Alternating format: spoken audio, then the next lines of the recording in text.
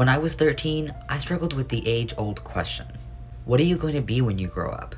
That question always scared me. As a first-gen college student, my parents wanted me to pursue big things. My mom works in the medical field, and my dad works in construction. So my interest in journalism strayed from their expectations. My parents wanted me to go into radiology, anesthesiology, careers they could see me in. I joined my high school's pharmacy program to please them, and to be like everyone else around me who seemed to have things figured out despite their age. But I always felt like no matter what I did, I was never good enough, not keeping up. High school was one of the loneliest periods of my life. I didn't know at the time, but my undiagnosed autism made me feel like an alien. And while Miami is a hub for the queer community, I felt isolated and rejected by my peers and by my own family. And on social media, I saw queer and trans folk living the life I wanted to live.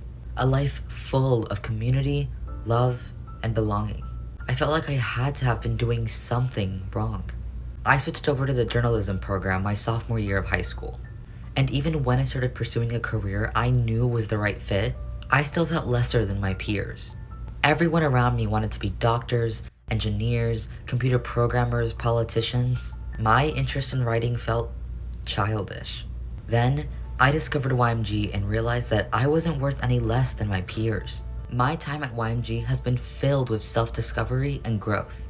After almost 4 years of working with YMG, starting as a student and now as an intern, the pressure to change the world has been lifted. I know I'm making a difference.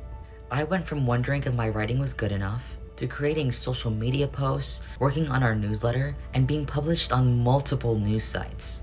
I co-authored 4 articles in the nation's oldest LGBTQ+ newspaper, The Washington Blade, and profiled a queer black woman who had struggled with religion and acceptance in her family for another DC publication. In Mindsight News, I reported on how fantasy fiction youth readership skyrocketed during COVID, and how it continues to help me cope. I've even presented at 2 national mental health conferences and 1 on road safety. My generation is bombarded with all the bad stuff in the world. Climate change, police violence, racism, homophobia, and we desperately want to make a change. But it often feels like our hands are tied behind our backs because of our age. Interning at YMG frees me from that feeling.